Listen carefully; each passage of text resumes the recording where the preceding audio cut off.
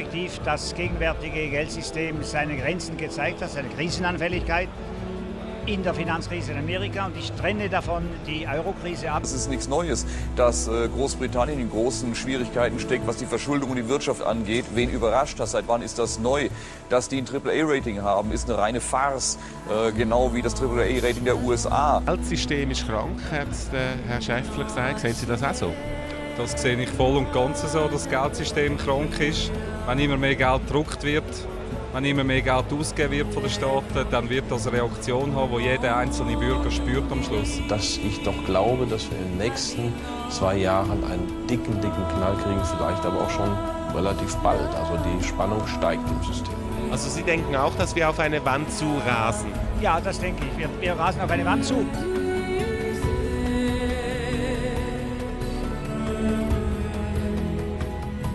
The Iraqi regime possesses biological and chemical weapons.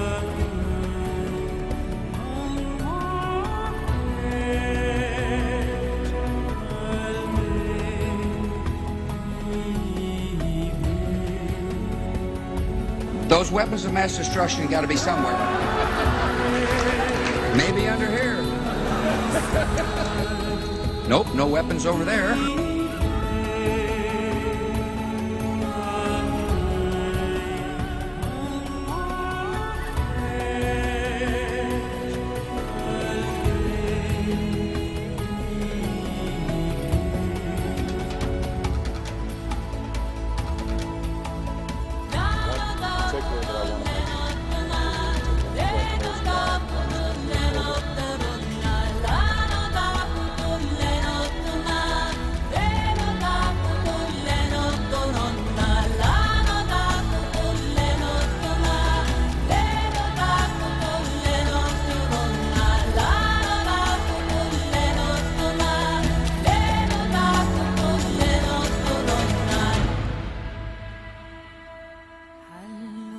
Little less than 1 year from today, you will go into the voting booth and you will select the next president of the United States of America. I think elections are about the future. But how do you determine what will happen in the future? Well, you have to look to the record. You have to look to what we say in campaigns. Egotism, and what we have done during our narcissism. Islamofascism is real. Their goal is to unite the world under a single jihadist caliphate. Use fear and falsehood. My view is we had a double Guantanamo. What do you talk about when you have nothing to say? This is insane. Some of these people frighten me. They frighten me. President Bush has talked about our staying in Iraq for 50 years. Maybe 100. The danger from Iran is grave. Well, I'm not concerned about the voters. It'll be a really nice fruitcake. But I can't be president unless you choose me to be, and I hope you will. Deficit financing, big government, more taxes, more bureaucracy, more regulations, more policing the world. What are you guys talking about, you know?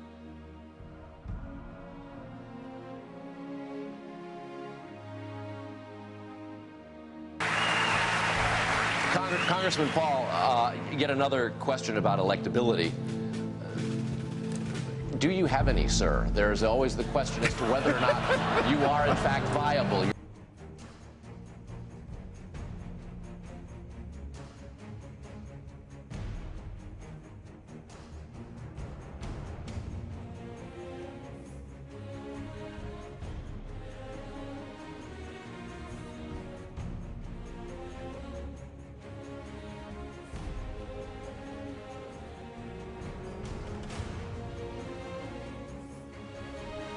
Congressman, how could it be that you knew this on the banking committee in 2003 and nobody else did until after the collapse? Well, I would think the easiest explanation is Washington, D.C. is permeated by Keynesian economic thinking. Very few even know the name Austrian economics and understand the business cycle. I was concerned about the building of the bubble since 1971 when gold was delinked from the dollar. So since that time, the bubble has been gradually being inflated, but it got out of hand in the 1990s as well as after 2000. Bernanke taking interest rates down to 1%. To me, The biggest surprise was, although I was very concerned in 2003, I was concerned before that, I'm surprised it lasted to 2007. That's when the bubble really burst. But it was amazing how long it lasts. And to me, the more amazing thing right now is not only has the financial system collapsed, which is very, very bad and very dangerous, I believe that what we're moving toward now is the collapse of the dollar. And the collapse of a dollar, because it's the international reserve currency, I think is going to be much worse than what we have already witnessed. Can you all believe this prediction in 2003? Prophetic. Absolutely Talking prophetic. to everybody on the banking committee, telling them, hey, we're in trouble. Let's not go this direction. Right. Or we're going to be in trouble. And then, you know...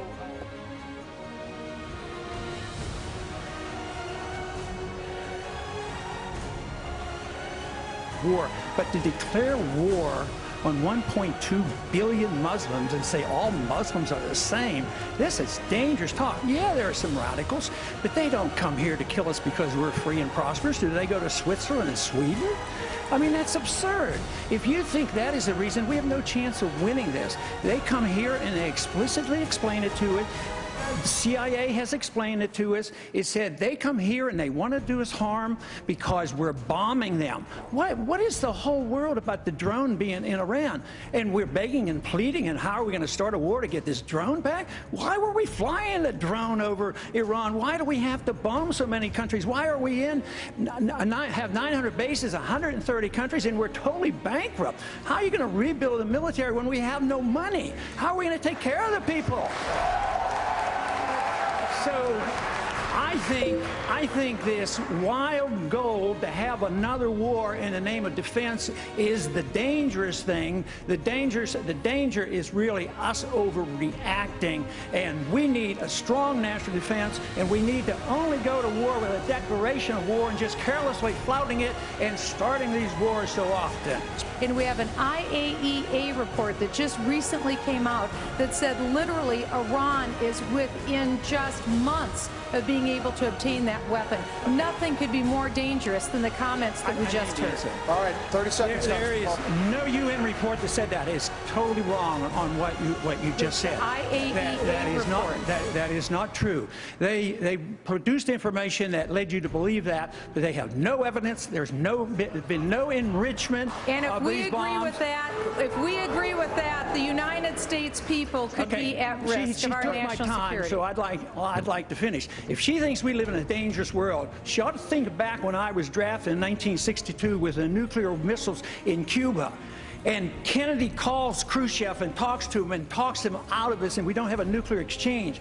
And you're trying to dramatize this, that we have to go and treat Iran like we've treated Iraq and kill 1 million Iraqis, and 8,000 some Americans have died since we've gone to war. You cannot solve these problems with war. You can solve the problems if we follow our Constitution, go to war only when we declare the war, go in and win them and get them over with, instead of this endless fighting and this endless attitude that we have enemy all around the world.